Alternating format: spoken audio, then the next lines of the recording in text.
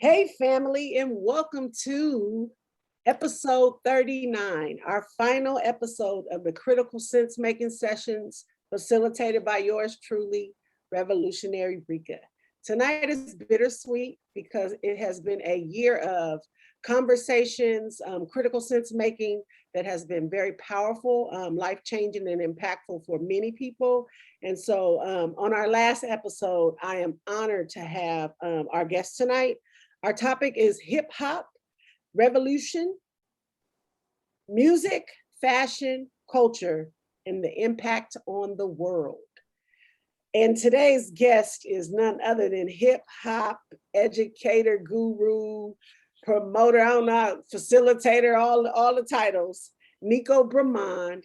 He is a Bay Area native who is passionate about the empowerment of our people, love, and creativity. Nico, tell us a little bit more about who you are and choose one word to describe how you're showing up. Thank you, Rika. It's an honor to be on your podcast, and just want to commend you for, creating this space for folks to be real and, give their opinion. My name's Nico. I've been working, I guess you could say, in community for a while with Rika. She really pretty much taught me a lot of what I know and put me on a lot of game, and I absorbed as much as I could. And, I work at the El Hill Hutch Community Center. I run the teen program there. And, we together, Rika and I have created a lot of curriculum around, hip hop culture and using hip hop as a vehicle for education and also, social change, and just creating a space for young folks in the community to, express themselves and, show their voice and, show who they really are and what they really like. But I would say, one word to describe how I'm feeling right now is just, very excited and just, happy to be, in conversation with one of my mentors. You know what I mean? Absolutely. Well, thank you again, Nico, for agreeing to be on. And you just, a flood of memories came back as you were talking about the work and the work that we did over the years. And so grateful for that our paths crossed for that length of time. And my hope is that we'll be working together. I know Nico in his future, he got some nonprofit, something coming up of his own. So my hope is that in the future we'll be able to continue to partner and work together to really empower our community. So thank you again. And I'm going to jump us right into the first icebreaker question. And so I'm going to keep with the theme of tonight and ask you, what old school rap song represents your life right now and why? Man, that's a hard one. I don't know. I don't know if it necessarily represents my life, but one of the great songs that I really just have been appreciating lately is "City to City" by Be Legit. I just think there's just a lot to break down in that song, and I just really think Be Legit, E40, the whole Sick With It crew, like they really created this genre in the Bay Area, mob music, and it's really just like this super soulful, funky, it's like G-Funk, but like Bay Area G-Funk, mob music. So man, I just love everything about that song. It's like one of my anthems right now. So yeah, City to City. Be legit. That's Lavetti singing the chorus, right? Yeah. That old school. You threw me back to my my gangster days. No, I'm joking. Yeah, we gonna have to go back there because that's the heyday right there. That's like the best. Man, that's like the golden era of hip hop right there. So, and like the Bay Area, we're like unsung heroes in that sense, where we were so independent at one point, that we just created our own bubble. And but a lot of hip hop is, to this day is just takes from that culture. Mhm. Well, cool. Thank you. So we're going to jump right into our first set of questions. And I would love to start by you telling our viewers a little bit about life growing up in Oakland. Yeah, I mean, growing up in Oakland, I will only remember, so much because I only really lived in Oakland till I was maybe like 12 years old or 11 years old. Mhm. Maybe even like younger than that, really. We moved to San Leandro from Sheffield Village, like I think in 99 or 2000 or something like that. But we we moved to San Leandro to like East 14th. So it wasn't too far from Oakland, but it was definitely like a different vibe. Mhm. We had like white neighbors, and we weren't like, we were like kind of out of place, but San Leandro is a lot different now. I would say it's a lot more diverse, like San Leandro is one of those, like sundown cities, you know what I mean? Like I remember my dad used to tell me back in the day, because he's from North Oakland originally. And him and his brothers, they're from 40th and West in North Oakland. And they have like a deep history out there because my grandfather, he was a teacher out there. And so he taught a lot of young folks and really like invested in the community, and was kind of like a lefty, a Lefty Gordon from Ella Hill, like very kind of like militant, but knew that that's what, young men needed back in the day. And he kind of showed the same, you know, vibe to my dad and his brothers. My dad is one of 9, and so we're a big family in Oakland. And if you ask around, like I don't know anymore, but like I remember, like our name was, kind of well known in Tamaskell area in North Oakland. And like my dad used to know like Huey P, like on some, just like on some, not even on some Black Panther stuff, but like knew him like when he went to Santa Cruz, and he was on like Berkeley's campus. My dad went to UC Berkeley too. And so, they were just very like one of those first like kind of, my dad's like would have been really older at this point, but yeah, he knew all those dudes like Bobby Seale, Huey P. A lot of my aunts and uncles were affiliated with the Black Panthers, and they went their own route, more like legit, straight. A lot of Black Panthers kind of went another way. You know what I mean? But that revolutionary spirit is definitely in my family. But I digress. Sorry. I mean, but yeah. That's growing up in Oakland. It's diverse. You are part of an influential family. Have always been impressed with, not just even with your mom, because your mom and them do, your auntie and all of them have done so much work, but just everything that you ever share. The cousins that come from the East Coast that are just, everybody in your family is doing some awesome work from the ones that I met. So just always impressed with that. Glad you could share that. I'm just curious now of how were you exposed to hip hop growing up, especially having a father that was involved in the community and doing work. How were you exposed to hip hop growing up? Well, it's funny. Like my dad was like super old school, so he was never like, he wasn't really like into hip hop like that. He was more into like Teddy Pendergrass, and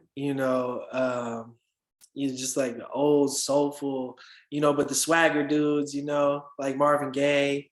Yeah. And he put us on like Stevie Wonder. I mean, everybody, knows about them, but he really grew up like going to those concerts, and you know what I mean? Like, really having crazy stories about like going to the Greek theater, you know what I mean? That kind of stuff. And so he never really put me on hip hop. I kind of had to find him on my own.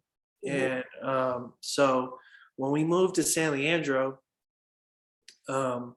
we lived next to like this dude and this family, and they had um, a young man who lived there. I think he was like 24, and his younger brother, who was my friend. We were neighbors in this neighborhood off East 14th and like 134th over there, and they had a studio in their garage, and so this dude, I won't say his name, but he had like a whole group. He had a whole group called the Shady Bunch, and it was like a bunch of like older 20-year-old dudes, you know, very like diverse group of dudes, Black, Mexican, you know, and they were rapping in their garage, and they had like a legit studio in there, and I was like 11, 12 years old, you know, hanging out, riding bikes, and just like always trying to see what they were doing, you know, and you know, they were kicking it, you know, smoking blunts and having girls over and drinking, but they were also like making music, you know, and they were really making like albums on like an independent label, on an independent scale, you know, which is,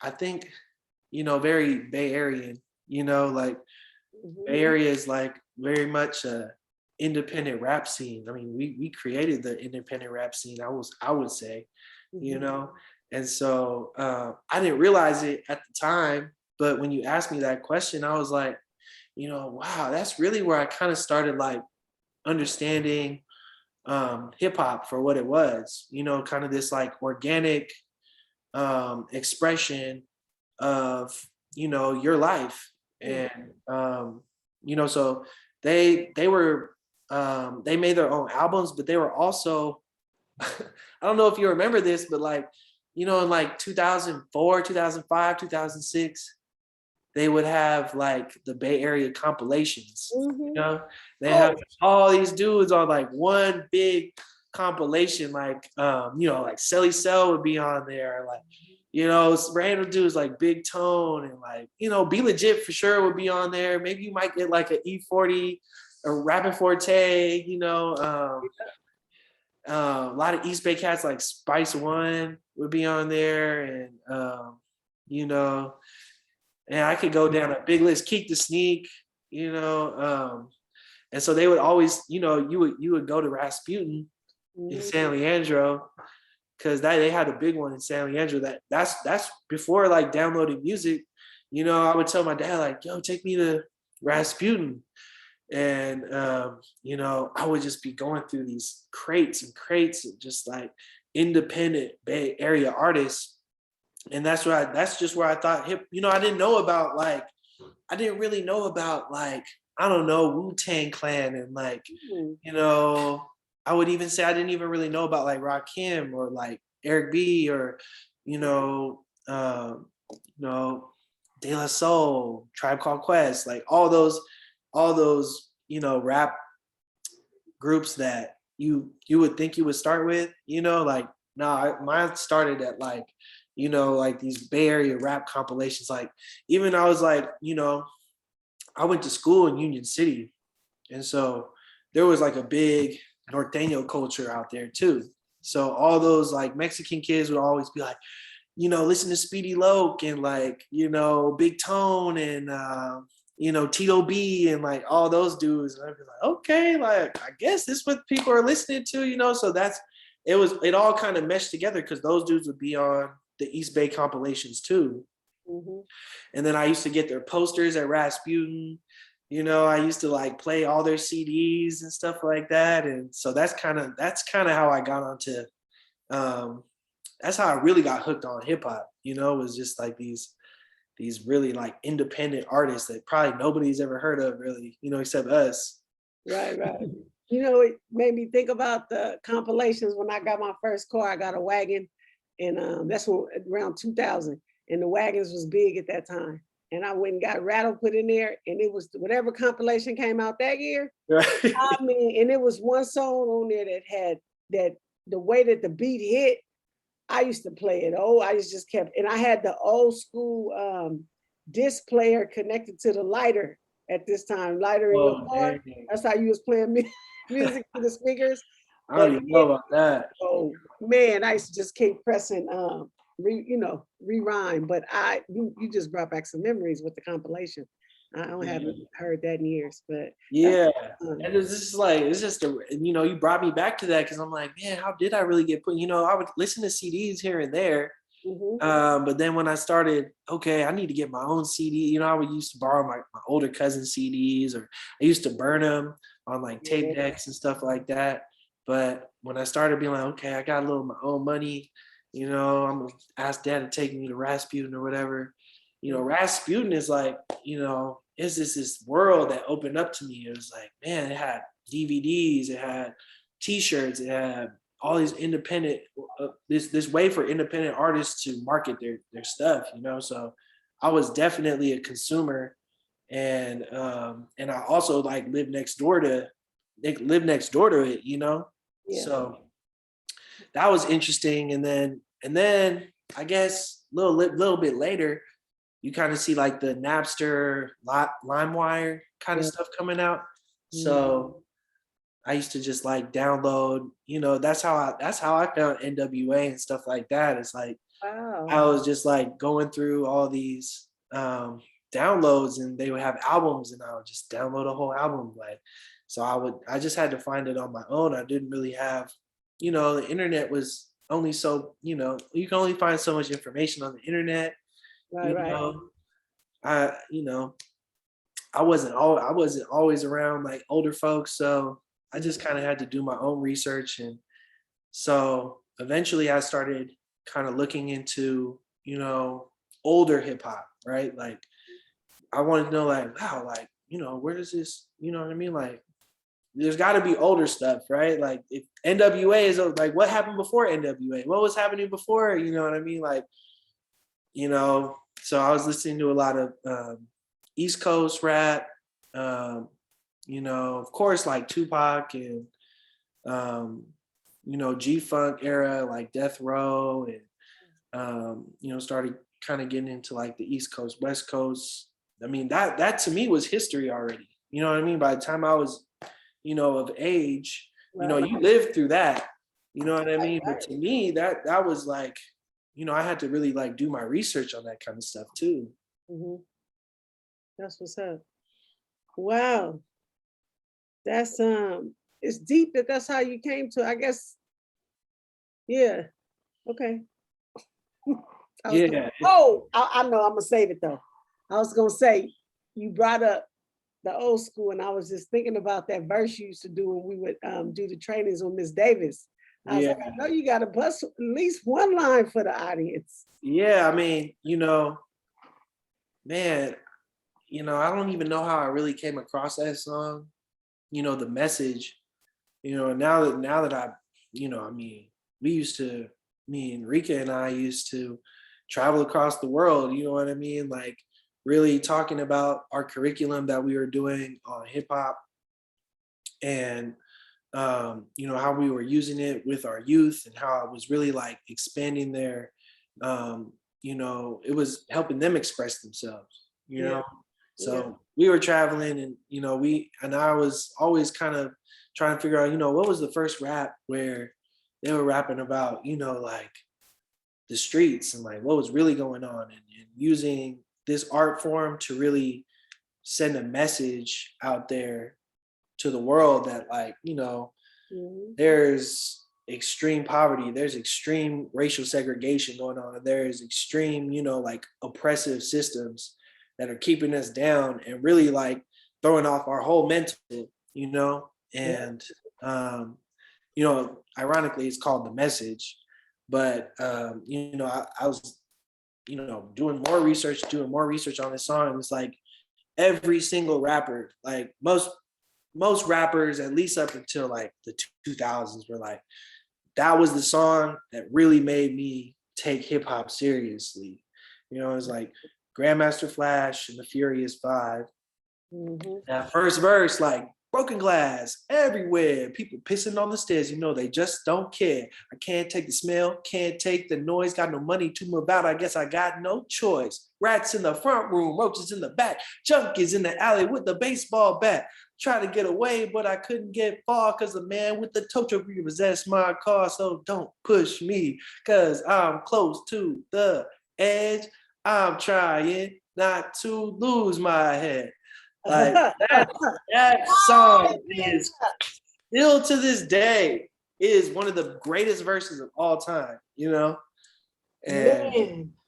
And not even only that, the other piece to that, which I think is the social justice piece, is that you could take that song and put it in any generation and the lyrics fit. And I think that was the kind of that last collaboration we did on curriculum, was talking about how if you look at what the imagery was in those videos, as well as the like in the language, that's the same thing as Kendrick Lamar's I Love Myself. I think we made the connection with I Love Myself. He's saying I'm gonna love myself through all this, but you still, the background is still everything that you saw in kind of what was happening in the message. So that was always a powerful piece to me. right. Like Kendrick Lamar, that's one of the dudes that definitely knows his stuff too. Like there's certain rappers out there who like, they really don't understand all the building blocks that got them to where they are today, you know? And Kendrick Lamar, a lot of other dudes, you know, like J. Cole and, you know, like TDE and all those dudes. I would even say like Nipsey Hussle. And there's a lot more other great artists that are around today that know their history, right? And they know how much this culture means to our people. And, you know, like, and to not disrespect that, you know, like really to understand like this is an art form that, you know, we have been trying to be gatekeepers of, you know what I mean? Because we know, you know, if we let anybody in, they'll try to take it from us, just like they do every other art form, you know what I mean?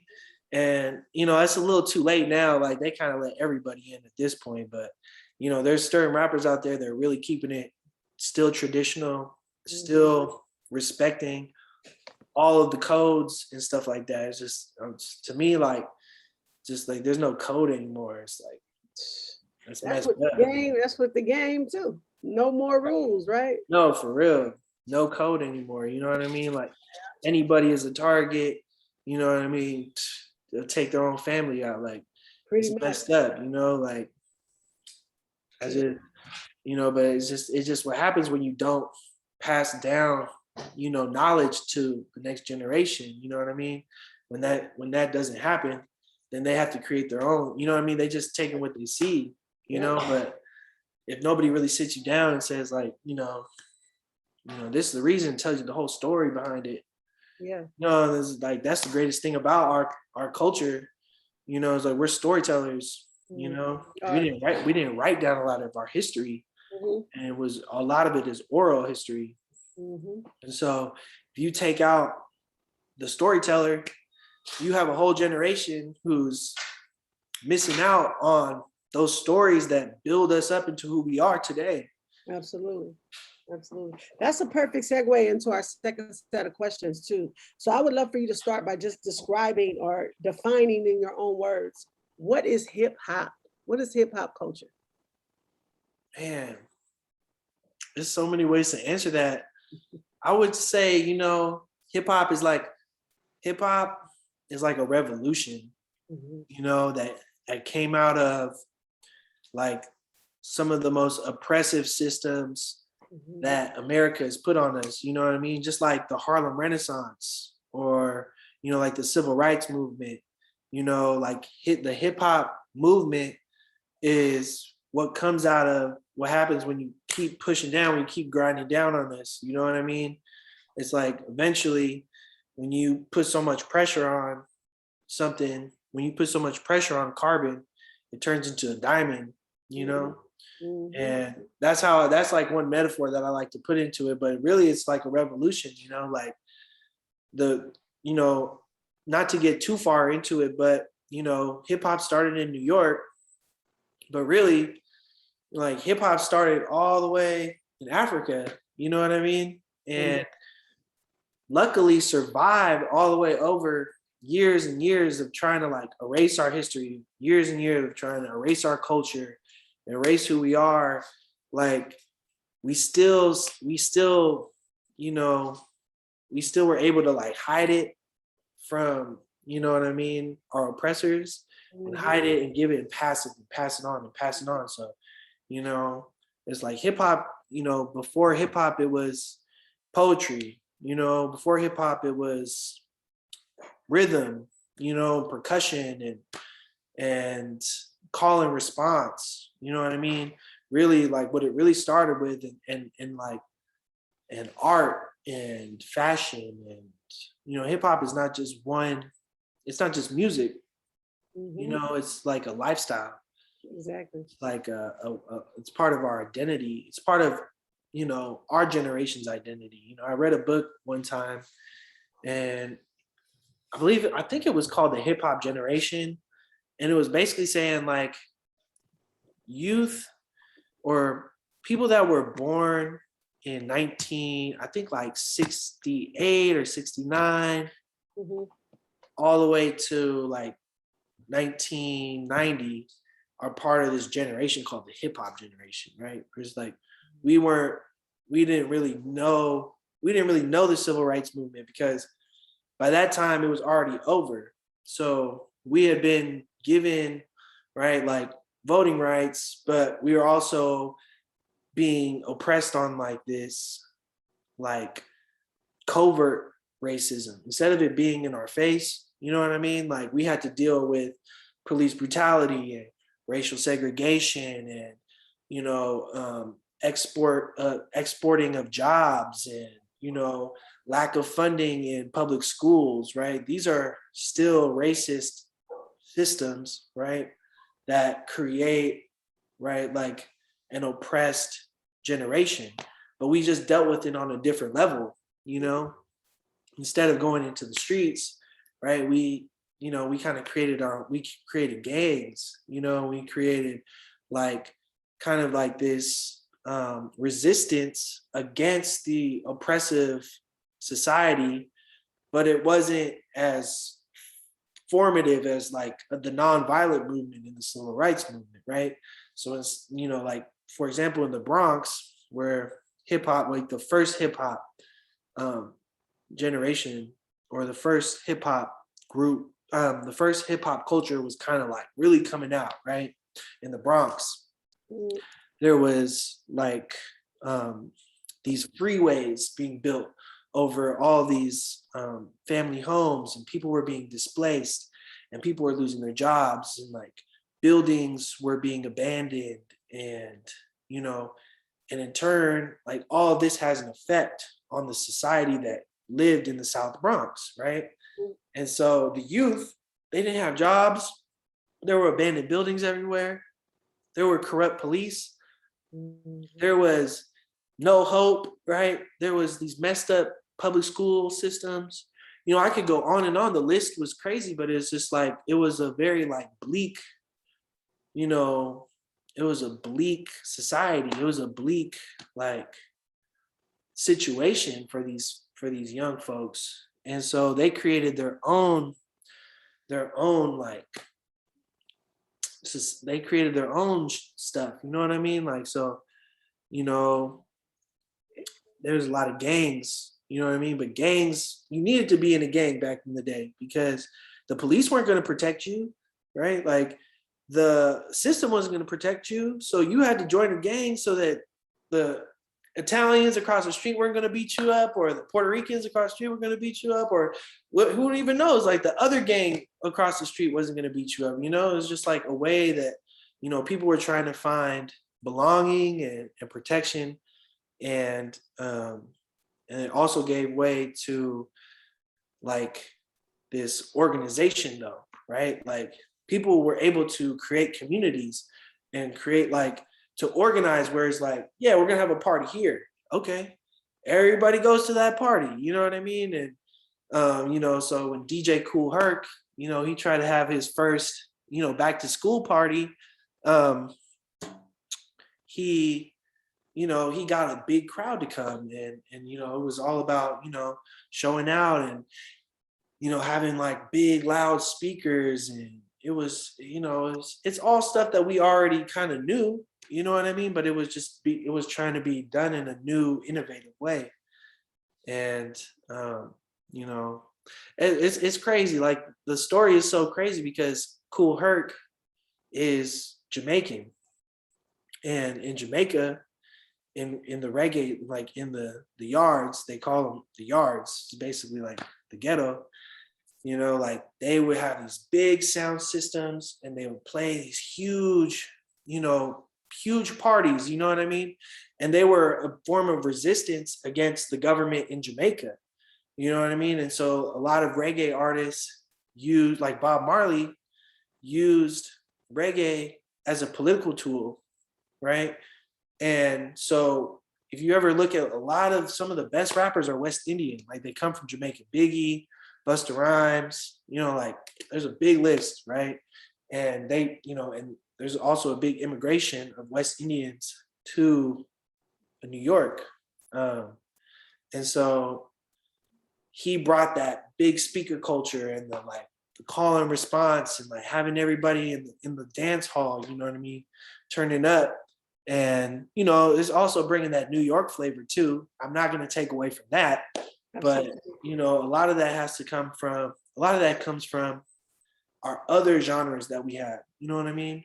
Reggae and funk and soul and James Brown and, Bootsy Collins and like jazz, jazz. Yeah. The gospel music even, Absolutely. Call and response. It's all our culture, right? Right. Absolutely. You said a lot there. Yeah, I'm sorry. I just went off. No, which I think is good. I think it's just literally like, it's like the Big Bang, you know what I mean? It's just like all this stuff was culminating in the 70s. Yeah. And it's just like I just wanted to touch on too at that time was where after the civil rights movement is the push out of all the dads, right?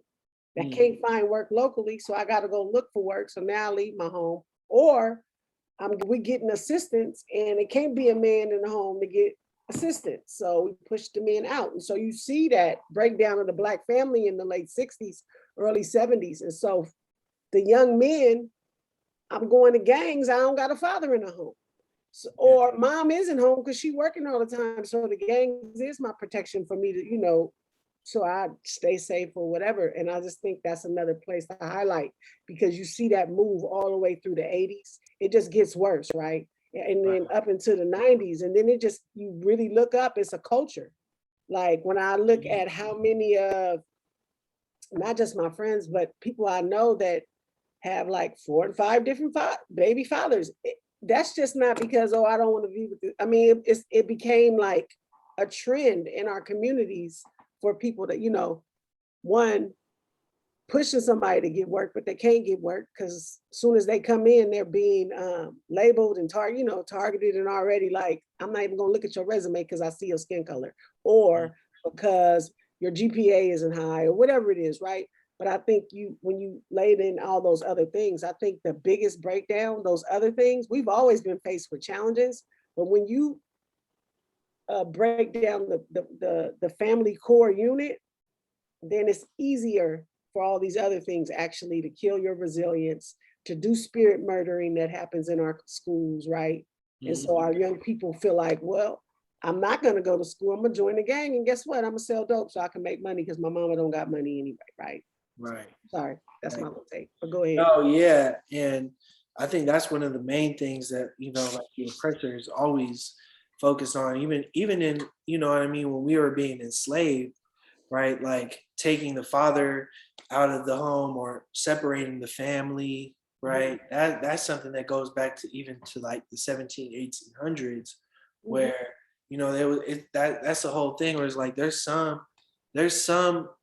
families that their father was never, even before the 60s, was never part of it. And it was just like, that's just the normal, you know what I mean? And it's also, I feel like it also has to do with like, we were, so dependent, we were dependent on government assistance.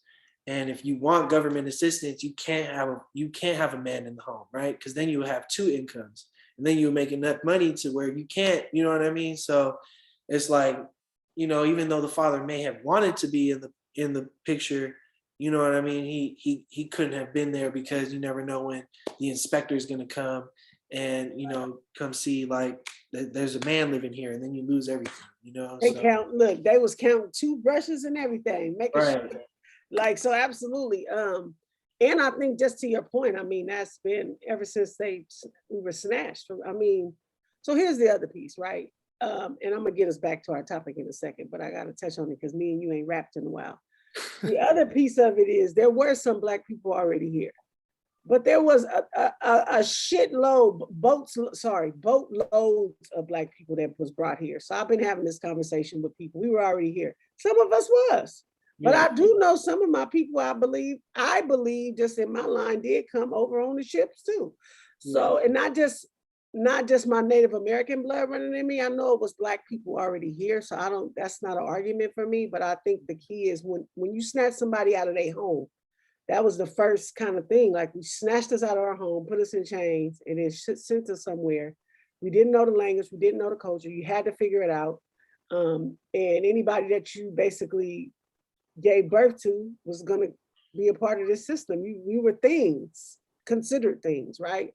Right. And I think that was the beginning, that buck breaking, of one, the violence, the sexual violence that came out of slavery. I don't know if you heard this book, Post-Traumatic Slave Syndrome. Yeah. I love that book. But it hit me. It made me do my own trauma work, because I realized not only was I carrying my individual trauma, but it's intergenerational, especially being a historian and reading it and knowing it, but then being triggered when I read research studies now, because I'm like, I'm reading about me, or I'm reading about the kids I work with. That's who I see in this data. And yeah, I don't want to get us too far off topic, but I wanted to highlight that, like, that process has been going actually since the 1500s, when they was doing the whole, when they start doing the colors. And I can't think of the name of it right now. It's late. You know what I'm talking about. Yeah. It'll come to me, but I'm gonna go ahead. I was just saying, yeah, like trauma, trauma gets passed down from generation to generation. So it's like, we've been put in some of the worst traumatic positions and situations in mankind history. You know what I mean? And so we carry a lot of that stress with us just naturally, like from the day we're born, and we don't even know why. You know what I mean? It's just like, we're a people that have been in survival mode for 400 years. And that kind of like survival mode, when your brain turns into that, when your brain gets flipped on to survival mode, like there are certain things that we, you know what I mean, we do that, it's like, no, we had to do that to survive. Don't blame us for that. You know what I mean? Don't put that on our people. You know what I mean? We were conditioned, you know what I mean, in certain ways. And so, sometimes I hear folks, especially my own people, you know what I mean, talking about, why we got to be like this, or I hate my people, blah, blah, blah, it's just like, you got to understand, like, we've been beaten down, you know what I mean? And still to this day, still find ourselves on the top at some, you know what I mean? In some instances, you know what I mean? We control popular culture. And hip hop is one of the best examples of that. Like, it went from this little bubble to where, we were barely opening up for punk shows in the 70s, getting booed off stage, and people talking about hip hop is just a fad, or, you know what I mean? It's just a gimmick. And now to this day, where it's a multi-billion-dollar industry, where we are not only controlling the culture of America, but we're controlling cultures across the globe. You know what I mean? Like, where Germany is like one of the largest consumers of hip hop, and it's all white people living there. You know what I mean? Like, well, not all white people living in Germany, but you know what I mean? Like, it's a lot of white consumers, right? And it just goes to show that it's like, through it all, through all the pain and all the trauma and all this like fucked up conditioning, right? Like we still found a way to show that we're, you know what I mean? We're the first man, you know, we're first spirit, we're the first, you know what I mean, to do everything. And that's why they're so afraid of us. That's why they've always been trying to keep us down, because they saw our power and they were like, yo, we don't, you know what I mean? They were just lucky that they had, you know what I mean, guns first. You know what I mean? And they had germs. You know, guns, germs, and steel. I don't know if you ever read that book, but it's I don't have to, because that's what I'm living in right now. So I don't have to read it, because I know that's what we see around us, huh? right. But I'm glad you go ahead, finish. you know, it's just like we created the alphabet, we created math, we created science, created like a lot of this stuff that they use to this day, and now they want to flip it like, you know what I mean? They write history, so you really have to do your own digging to understand, like, nah, we were the first ones to do that. Y'all just stole it from us, just like they steal hip hop, just like they steal funk, just like they steal jazz, all that stuff. You know what I mean? And they rewrite history, you know? And so it's a shame, but you know, we just have to understand our history, you know? We do. And I'm glad you brought that up, because I mean, I not look at it in terms of education, the survival complex, right? That's even in life. Like we are always in survival mode, which is not healthy, because you never get to think critically. You don't get these spaces to, one, talk about something and then go back and forth and be like connected to, one, your past experiences or something else you learned, but then to think critically of how we can talk about changing that. So, but when you look at the way, and me and you had this conversation probably 2-3 years ago, when I was trying to figure out like, how do I redesign schools or whatever I was talking about at that time. But we talked about this 200-year-old model of education that's still in place. Right. We're in the 21st century. Y'all got all this technology, people going to taking rides to the moon in 17 minutes and all of this like foolery, but we're still using this model of sit down, raise your hand, and you're a trash receptacle. I'm going to pour some information into you. You're going to receive it. You're not going to make critical sense. You're not going to tell me your perspective on it because you don't know it. And even if you don't know it, I'm not going to give you time to like have that that collaborative conversation with me about what we're learning. So I think part of why we are still in survival mode is because we are not creating enough spaces for people to thrive. The only way you are going to thrive on this planet, and I'm saying the whole planet at this point now, because we can see how they control everything because the virus went everywhere, didn't it? So the only way you're going to survive is you're going to have to address your trauma. That's number one for me. Right. And so back to the hip hop piece, where I'm gonna tie it into that too. Hip hop has been a way, an outlet for all the stuff you talked about that created hip hop. It became an outlet for us to be able to handle and manage and survive all of that shit, right? Yeah. But in order for us to thrive, yes, we need hip hop as an outlet, but we also need to address the trauma that we're talking about. The reason why I'm writing songs about women and I'm degrading them is because I watched my mama do what she needed to do to make sure the bills got paid, but it looked a certain way, and this is how it was described in songs. So now we took the stereotypes and sometimes we live up to them, right? Or we put them in our music. But if I can heal and sit down and figure out, well, dang, my mama was doing that because my daddy got killed, or because this happened to her in her life and she never got, you know how the Black family do. We keep everything quiet. We don't address it. We sweep it under the rug. But if you keep sweeping stuff under the rug, eventually that rug is going to bust. And so people get triggered and they lose it. And then the police come and somebody got shot because it was a mental health breakout, right? Instead of us actually not repressing all of this stuff that we go through. So that's number one. We need to address the, trauma. The second thing is we got to cultivate your purpose. Like going back to Benjamin E. Mays, and every man and woman was born in the world to do something unique and different. And if they don't do it, it don't get done. I can't get to it. Like these jobs and stuff, that's cool. We're practicing tools. We're learning different strategies and all that stuff. That's not our purpose though. And even those goals that we set, that's cool, but that ain't why it's a unique reason we were born. If we don't do it, it won't get done. And so I think for me, when I think about thriving Thriving is being able to address my trauma and start to heal from it. I'm not saying I'm healed and I think I've worked through, no, because I'll get triggered by something else. But now I have strategies that when I get triggered, I'm not gonna react. I'm gonna take a pause and go think about it so I can respond. Yeah, stuff is still gonna come up for me because I'm Black in America. But if I'm working and trying to heal that, then I can really start to see how, wow, actually all these jobs were aligning because I picked up this tool from there, and from that relationship, I got this. And so I think for me, those are the two things that I look for now. And that's what I kind of want to see the direction that hip hop takes on how do we use it as a healing tool and a tool that empowers people toward purpose. So I think I might have got us off topic, but no, I don't think, I just want to speak on that. I think it's like, it's so important that we understand ourselves. You know what I mean? That's one of the highest, consciousnesses of being a human being. You know what I mean? It's like, it's really hard to do that when you're in survival mode. It's like me and you always talk about Maslow's hierarchy, you know what I mean, of self needs.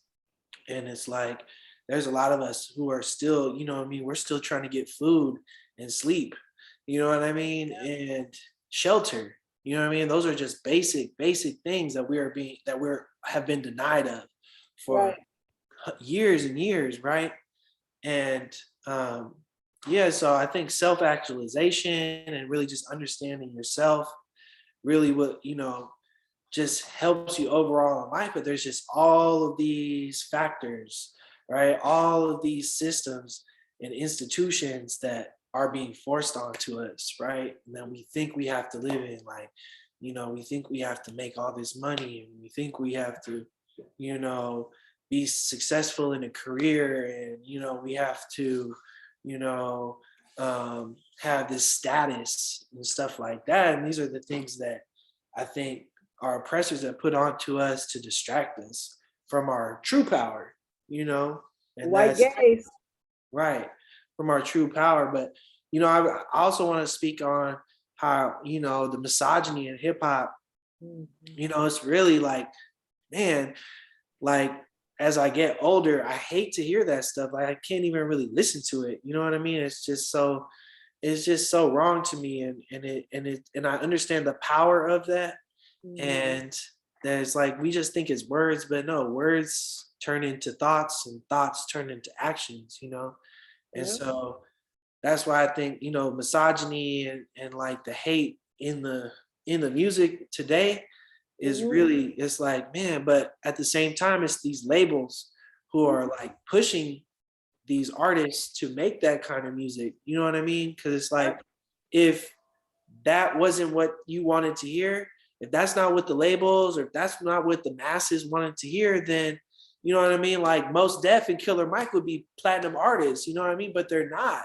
It's like it's the ones who are talking about, designer clothes and pimping hoes and, shooting your bros or whatever. It's like, this stuff is what is being like forced onto the generation, and they don't even understand. It's like, nah, before that, it wasn't like that. You know what I mean? It used to be in the 90s, used to be about like, self-knowledge and history, and like, it's a lot more like Afrocentric kind of like mentality. But that's what we really needed that, though. You know what I mean? And now there's kind of this new wave of like, like neoliberalism, where like a lot of rappers are just talking about like, nah, it's me, it's all about me. And like, I'm gonna make as much money as I can till I die. You know what I mean? And it's like, there's almost like it's been ingrained in this generation so much that we don't even know any better, but They worship money. Yeah, they worship money. And I feel like I hear you on that. And I feel like the problem is they are lovers of themselves. And I love myself. Don't get me wrong. I definitely have self-love, but I love others too. And I don't think I should have to leave my house every day and drive past 30 transient camps. Like, or a woman at a bus stop with 5 kids and just make assumptions about her, or what she did with her life, or whatever it is, right? And I just think like, when I listen to that music, it's doing exactly what they wanted it to do. Yeah. to put us in a crabs in a barrel mentality, to have us degrade ourselves, right? And really what the pandemic showed me and how all of this shit is we fiddle players. Like when you look at even between the music, the entertainers, and the sports, what happened when that pandemic happened? Everybody else got to stay home, but y'all gonna live in this bubble because y'all gonna entertain us. Y'all modern day fiddle players. And so it's like when we get out of that and realize, but we want to do music because we want to get the check and have the biggest name and lights and get these little perks that they give us. Yeah, it's almost like slavery. Because you're an entertainer or you're a singer now, and you get these perks, like you said, they want to get all the money they can. You have that, but you really don't have it. You have access to play with it. It's like getting the scraps left from the table if you was a house slave, right? But I feel like what they don't see is that whenever they want to come take it, or whenever they want to make an example out of you, or whenever you start getting your head too big, like they don't own you, then you start to see, even though I know these people did bad things, but I'm just going Bill Cosby situations, the Michael Jacksons, the Princes, all the stuff that's around that, right? Oh, you trying to compete with us? We're gonna show you. Even R. Kelly, right? Even though I understand they did this, like they may have done that, but like when I think about Bill Cosby, who did he hang with? Who was training him, and who was like the group above him? The Rat Pack. Right. You think he ain't learned about the pills from the Rat Pack, and this is how you get it, and you get it? Come on, man. We gotta think. That stuff been going on. That's Hollywood culture. Yeah. And it's such a toxic culture, like, and that's the thing. I think Malcolm X said, like, you can't look towards the celebrities, for the revolution, because they've already made their decision that, like, okay, I'm gonna go with the industry. I'm gonna go with what they tell me to do so I can make this bag, you know what I mean? And do it for myself, because at this point, I'm just trying to get myself financial freedom. You know what I mean? Like I don't have the courage to actually try to like free a whole, you know what I mean, society, or free a whole group of folks, you know what I mean? I'm just trying to make it on my own. But, a lot of the time we put celebrities, especially in America, on this like super pedestal, and we look at them for the answers, but at the end of the day, they're all part of the system too. You know what I mean? And even though they might not agree with it, they're too far gone, because they'll take you out like that. They'll take you out so easily. You know what I mean? They get a script like everybody else. Look, right. Exactly. And so that's the problem with this stuff. As you start climbing these circles and you moving up this ladder, this American dream ladder, right? You really got to be careful. I had to take myself completely out of it to be able to see what was actually happening. Mm-hmm. And when I really saw what was going on, it's like, man, I'm not chasing no white gays. That shit is fake. The whole is a facade. And so a lot of people, look at Robin Williams, Mork and Mindy, Mrs. Doubtfire, all that money, all that fame, all the accolades you can think of. And he kill himself? Because that shit is not what you think it is. And you can tell, because when you catch them people, when the publicists ain't telling them smile that way, look that way, read this script, you can see the unhappiness sometimes. Right. And, you do have like artists out there who are like, the way I'm going to try to do it is I'm going to try to make money. I'm going to try to make $1 billion or whatever. And then I'll work on giving back to my people. You know what I mean? But sometimes it's like, once you get into those meetings, once you're behind those doors, once you're on those tables, you know what I mean? When you're at the table with the CEO of Nike, you know what I mean? Or you're at the table with the CEO of McDonald's, you know what I mean? It's just like, they have so much power in this country. It's like, they really start to be like, you know what? I don't think, it was like, I was just looking at a Kanye West interview, the one where he's talking about Sway. And he's like, you ain't got the answer, Sway. And it's like, people thinking that he was going crazy, but really he was basically just trying to say, like, look, at this level, like, we're all slaves. Like, we don't have no money. Like, even if you're a millionaire, that's really not money. You know what I mean? Like, there's multi-billionaires out there who have who own everything. You know what I mean? And like that little $1 million, that little $10 million that you got really ain't nothing compared to $1 billion. And compared to $10 billion and to $100 billion, right? And it's like they start to realize that in order for me to like really do what I want to do, I'm gonna have to be like them. You know what I mean? But it's like that's not the way, you know. But it's like you're trying to play this game of capitalism, right? Where you're like, okay, if I wanna be free, I'm gonna have to have this amount of money to do what I want, you know. But then once you get into that level, you get lost. You know what I mean? And like you start dealing with people that are just evil. You know what I mean? Like real downright evil. You know, and they start changing your brain, and they have these tricks that they play on you, and they have so much control over the people that you see and the environment that you're in. And it's like, man, that boy Kanye is goners. Like he's not gonna come back. Like it's over with, because now he's a billionaire, and you know he's tapped in with these like major CEOs now. You know, I was just reading about that stuff, but I could go on about that. Sorry, but no, that's okay. That was good. I like when the conversation hits, because you right. I thought I heard you say when you bent over the tables with CEOs at McDonald's. Oh no. I know you didn't say that, but I mean, I'm gonna tell you in my critical perspective what I heard, because I know what happens. You basically are. You're right. at their mercy. I mean, shit, we all part of the slave system. We know that. That's why we paying taxes and all the rest of this shit, right? However, I liked your point that even though he would love, because he knows it, he sees it.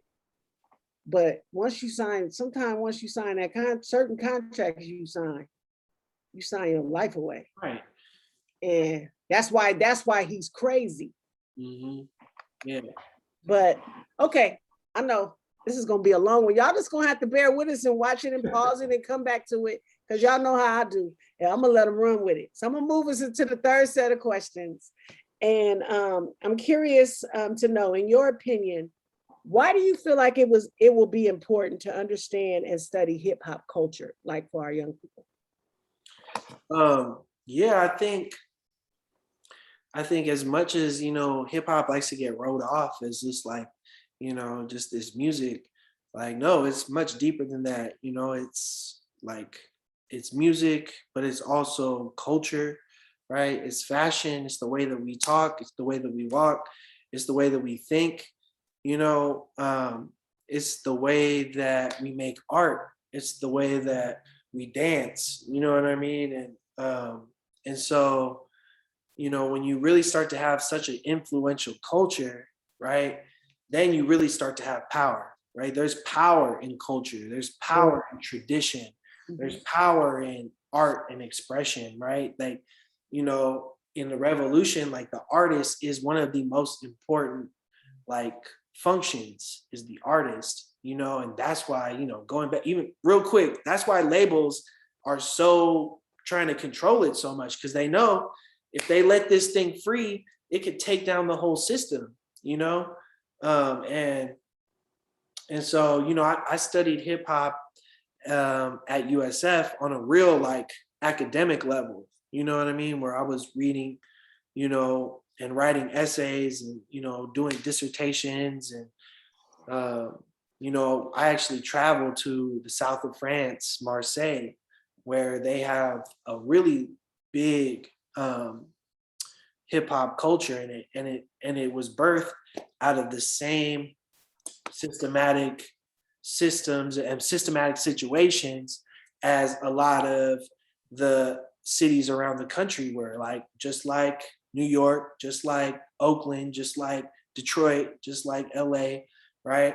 It has to do with like, you know, a working class, you know, group of Black folks usually, right? Or people of color who are being, you know what I mean, like done wrong and put at a disadvantage. And we are using this art as a way to fight back. You know what I mean? At its most simple form, like it really is like one of the most, it's a really resistant form of art, hip hop, you know what I mean? And that's why it's so controversial. And that's why it's always been put up against the government. It's always, you know what I mean? The government's always been putting it down, like just overall mainstream culture in America has been trying to put it down. But when I went out there, it really reminded me that it's not just about the music. Like that graffiti was, man, was so big in Marseille. And it just like, I was like, whoa, you know, it reminded me a lot of like, you know, I used to take BART to school, you know, I would be on the BART and I would just see, you know, hit after hit after hit after hit of graffiti, all these big pieces, and me being like, man, that really speaks to me, you know, or you know, seeing the dudes get on BART and start dancing, you know, and tutting and gigging and stuff like that, you know, those were really important parts of my childhood too.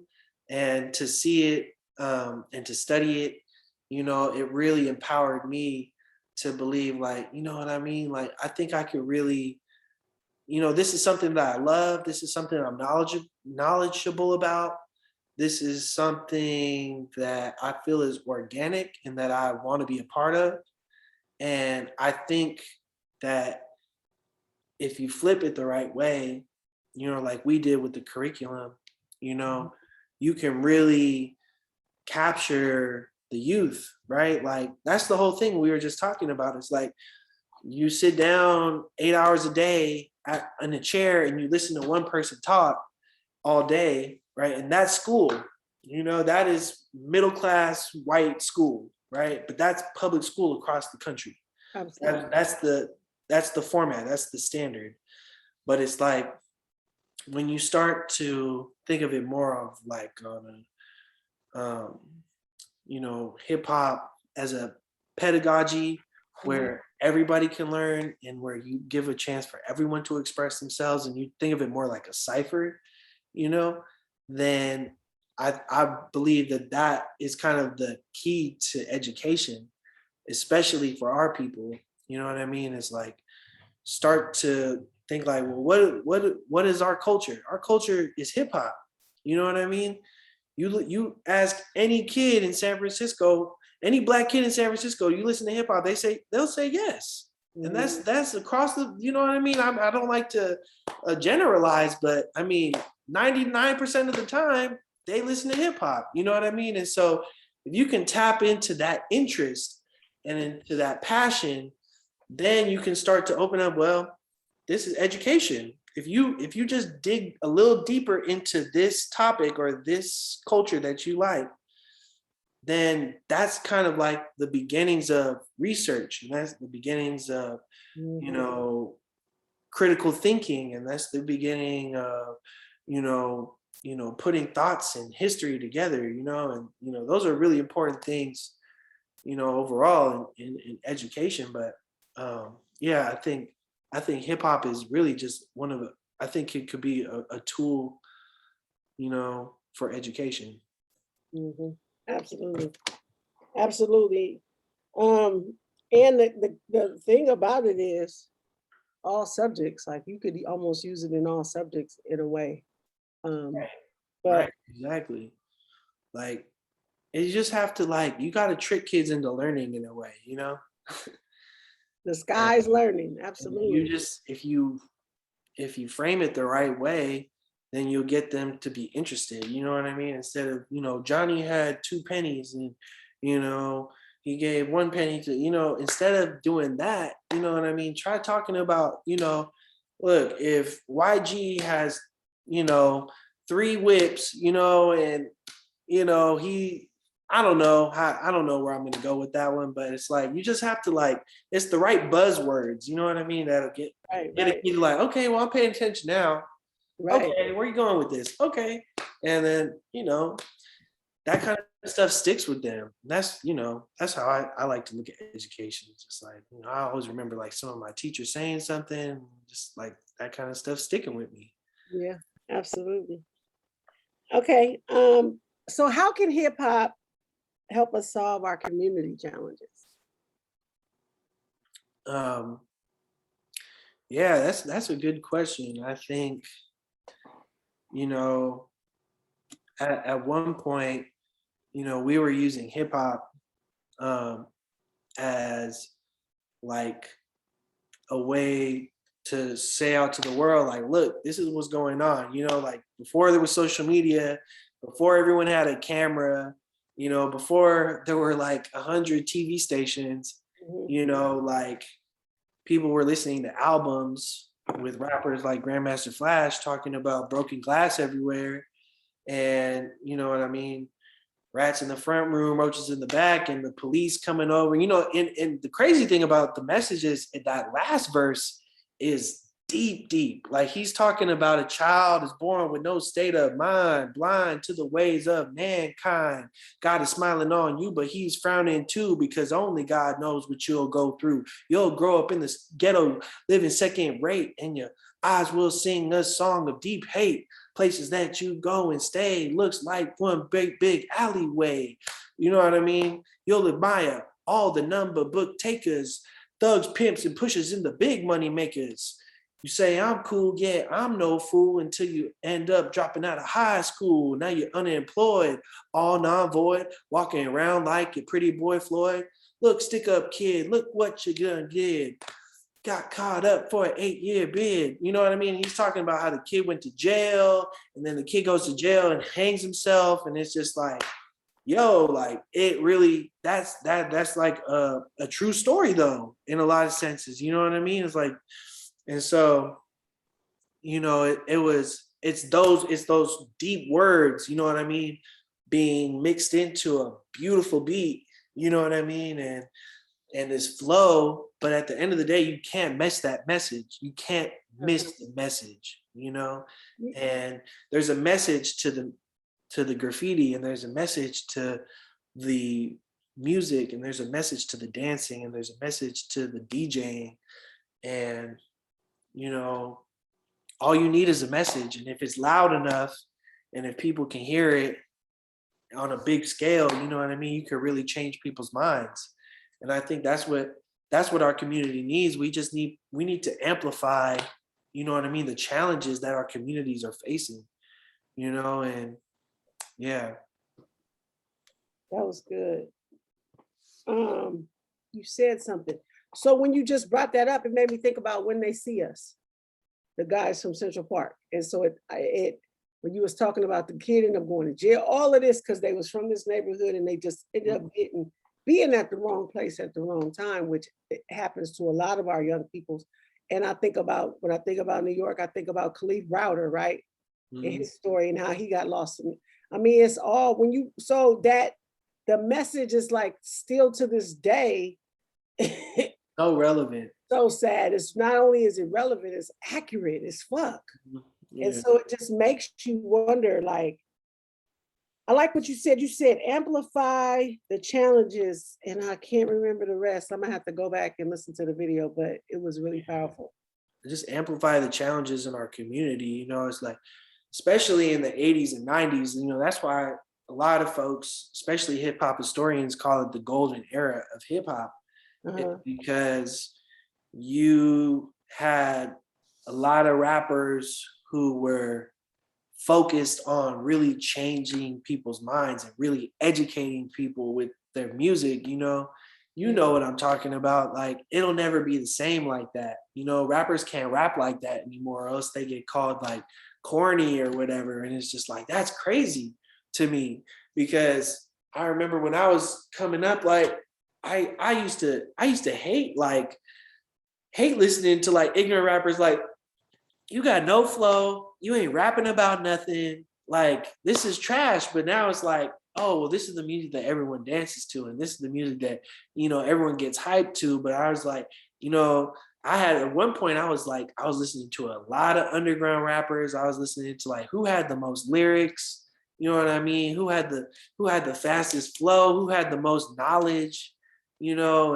And so, you know, it's a lot different now. But you know, if it could go back to that, you know, where rappers who have knowledge and who are actually, you know, saying something with context and meaning, and, you know, like actual, like some revolution behind their voice, you know, Mhm. I think that'll be the big change. But I don't want to take away from rappers today. Like in their own way, they are revolutionaries. You know what I mean? But they're just kind of going on this more like financial freedom and like kind of trying to make as much money as you can. And in a way, I can kind of see where they're coming from, because it's like you might not have had the resources, you know what I mean? You might not have had the education in your music, you might not have had a music program at your high school. You might not have even went to high school, you know what I mean? So the fact that you are where you are now, it says a lot about, you know what I mean, your resiliency. And also, just to be like, just to be a gangster in its own sense is kind of being a revolutionary. You know what I mean? You're doing what you want. You're going against the government. You're going against the law. You know what I mean? And your life may not be respectable. You know what I mean? In the sense of like mainstream America, but at the end of the day, you know what I mean? You're kind of like trying to free yourself. You know what I mean? From whatever cage you think you're living in. Right. Absolutely. So my final question in the third set, and then we'll move into our final set, is how can we bridge the intergenerational gap? Because everything you just said about how hip hop can come in and change communities, it could transform education, all this different stuff, right? How can we bridge that intergenerational gap so that them older populations who, right above probably my mother's generation and above, or those who are in like administration positions in schools, are making those decisions so that they can see the not only the benefits, but like the impact that it would have by, one, using hip hop as a tool and not denouncing it because of this and that.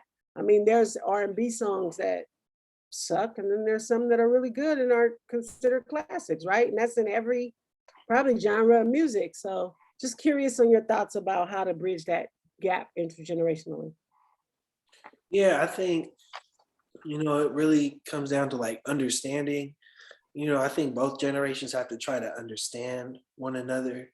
I think for the older generation, I think they need to understand that's like, when you were growing up, your music wasn't considered decent either. You know what I mean? Like they were growing up with, a lot of funk bands, and a lot of the R&B was too sexual, or it wasn't like godly. You know what I mean? Or they were taking gospel music and they were making it into love songs. And people, and their parents probably didn't appreciate that either. But they had to go through with it, and they still did it. And then so it's like each generation kind of is always pushing the envelope. You know what I mean? So it's like, you keep pushing the envelope. It's like, it goes from Marvin Gaye, and then to Rick James, and then to, I don't know, like, Prince, I was gonna say Prince, yeah, Prince, and then Mike, Prince and Michael, and then you start Spears. getting into like, huh?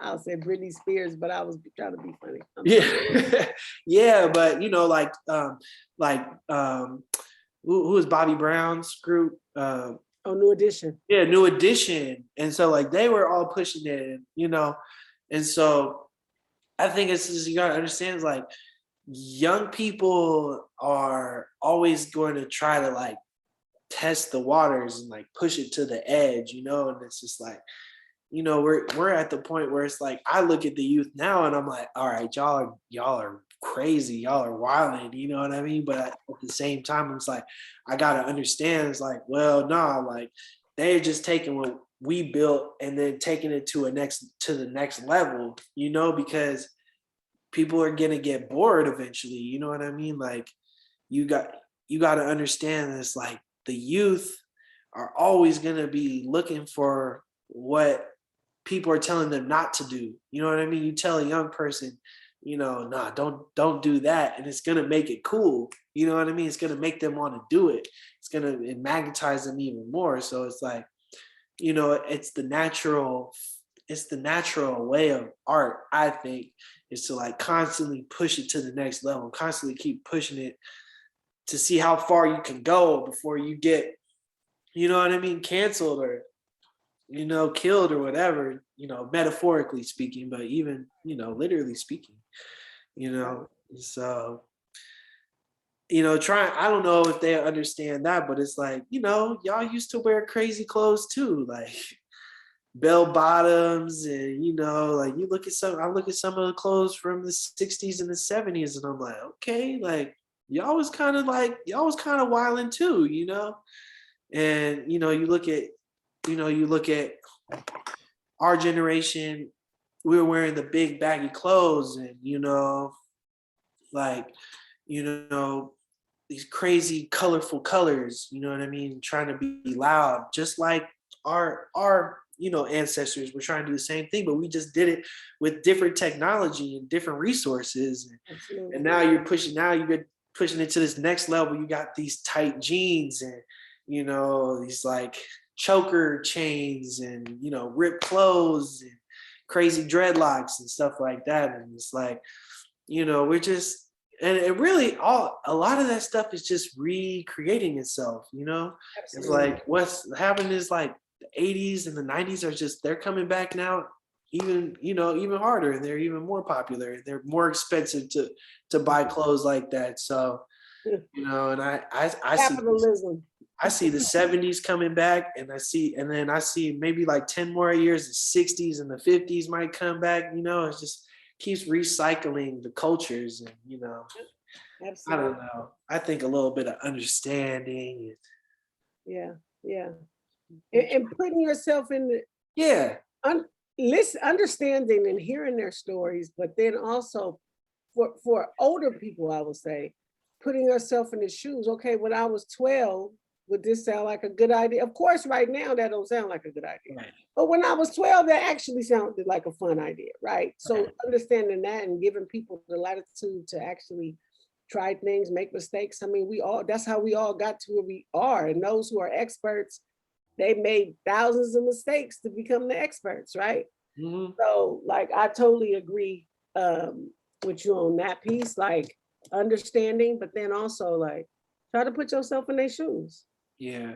And then once you're able to do that, to be able to share your side, and so helping them see it wasn't no cakewalk like you see in books and how it's romanticized in history, what they went through, the lynchings and all the other stuff they had, that what we had to go through. So helping them understand too, like you wasn't just gonna run up in nowhere and wild out with your gang. They was gonna kill the whole town, bruh. Yeah. Like, no, for real. yeah, I get if we say if I was a slave, they would have killed me. Well, true, your story would have been very short. So but you use your critical thinking skills. Okay, Yeah. like Harriet Tubman, that's a gay, that's a killer to me right there. And not in a negative way. I'm using it in a positive way. Like she was not afraid. And she didn't go and just get herself out. Like when we used to talk about the community engineer, you got to go back over, bro. You can't like cross the bridge and then leave everybody there. Yeah. Like you got to go back. So I heard all of that, but I'm gonna move us into the final set of questions because I know we've been going for a while. Yeah, for real. I would love for you to share anything that you are doing to help others. Man, I can think of just off top. Right now I have an art internship. So I've been trying to just get youth, and it's hard virtually. It's not that easy virtually, but I've utilized graphic design. I've utilized poetry. I've utilized photography and videography. Ooh. And beat making and these things that kids can do on their computer. So I've recently been just trying to like get them to create content. I think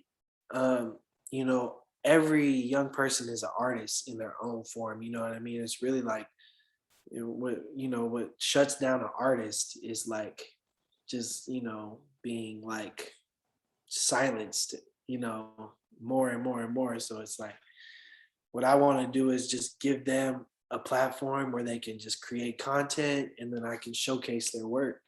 So I've just been like, being an artist is a real job too, and just trying to express that and articulate that to them. Like, look, if you create this content and if you have work that you can show people, then you can probably get paid off of it. And so I've been like working with a lot of youth, and they've been tapping into their artistry, and I've just got some really great stuff right now that I really want to show the world. I'm actually making a website right now with all this social justice, with all these social justice posters that they've created on graphic design platforms. I've been having them do poetry, so I have a poetry section, and then I have them been just making videos and doing photography. Just like, look, take pictures wherever you go. Take pictures of the abstract. Take pictures of these, whatever you think is beautiful. So been trying to put that out there.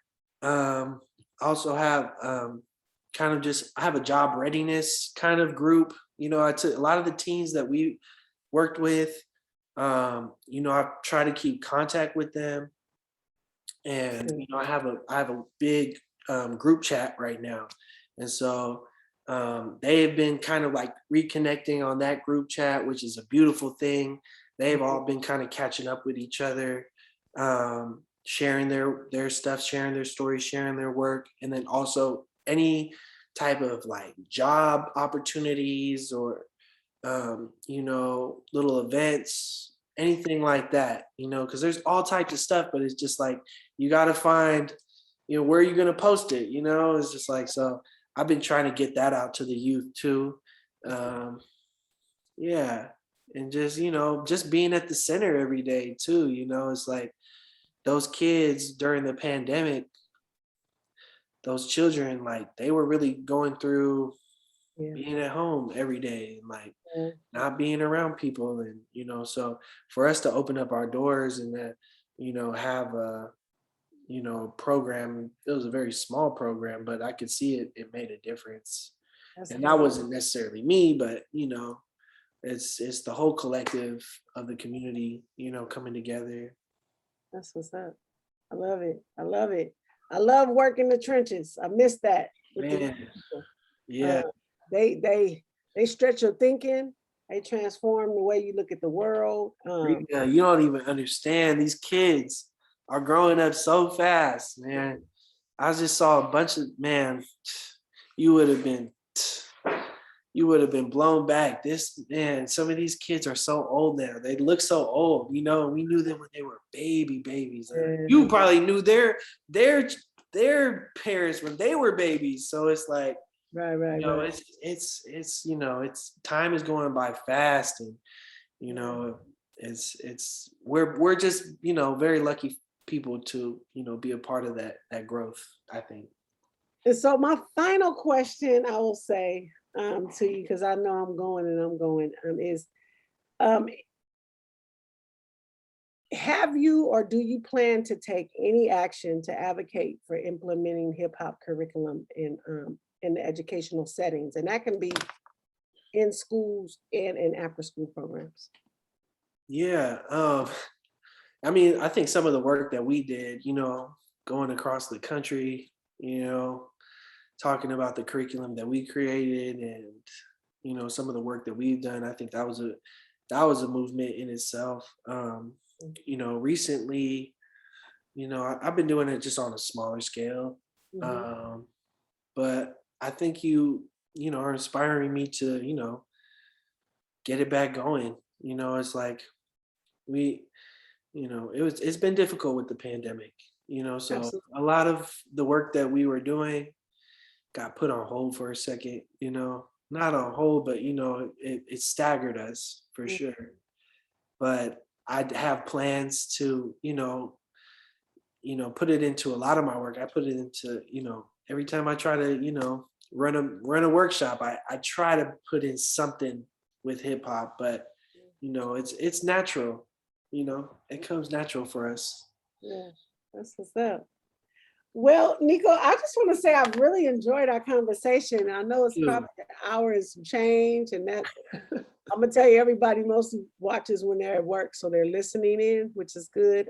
But I've really enjoyed one revisiting a lot of those memories we made with implementing hip hop curriculum, but then also just the knowledge that you have of hip hop, the culture, and the history and the movement piece of it, and just your passion and commitment to it. I'm always blown away when I get to talk to you about that, because it comes through in the conversation. So I Thank wanted to just lift up a couple of the pearls I heard you say. Critical sense making is really about people connecting with what you say and how that connects with their journey. So it's going to look different for each person. They may listen to this and get 17 jewels, some may get 5, some may get 1 or 2 things, but I'm just going to lift up a few that I heard. The one that really stood out to me is we must understand ourselves. There's nothing you can do for anybody else, let alone yourself, until you understand who you are, where you came from, Yeah. and why you are where you are today. So I appreciate that one. I also heard you say that hip hop, it encompasses our whole life, our ways of being, living, and moving. And that was you listing out the clothes, the music, the artistry, just those different aspects of hip hop. I then heard you talk about that it's a form of resistance art, basically, and we can use it to our advantage. Basically, we don't. Yes, it may be being used right now to kind of corrupt and do some other things, because that's the way capitalism works. It's rape the land, use all you can, and get out and get the money, right?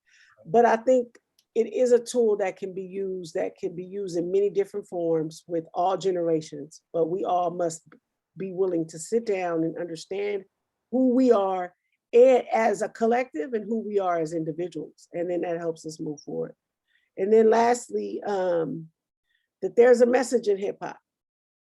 It can change people's minds. Not all of it, right? But the right songs, the message in that whole culture and that movement is about resisting. It's not about acclimating. It's not about putting on the mask and playing the role of the imposter. It's about truth. It's about reality. It's Exactly. about realness. So Exactly. The truth is resistance in its own form.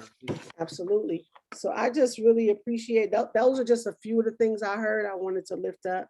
And if there's either one last piece of advice, tip, or information that you want to share with the viewers, the last voice they hear will be yours. Okay. Well, I just want to thank you for having me on your show and, giving us the space to, be honest and, talk about the things that we believe are important. And, I think this is the beginning of, a great journey for you and for me. And, I think this is also part of the resistance. This is also part of the revolution. And I know, you're doing great things. You're gonna be, Dr. Chambers soon. So I'm really excited for that, and to further our journey together, however that may look. And yeah. So I just want to thank you, like, wholeheartedly. Thank you for having me on. Really got so much love for you. Likewise. I would say, some of the last advice I would have is, you know, just have compassion, just have understanding, and, you know, um, try to just have empathy, and also, like, understand that we're all the same. You know what I mean? We all want the same things, but sometimes we just get like thrown off. You know what I mean? Our trajectory gets thrown off, but we have so much in common. You know what I mean? We as human beings, and I think that's how this world is going to come together. With our commonalities, and you know, the fact that we're not very much different than we think we are.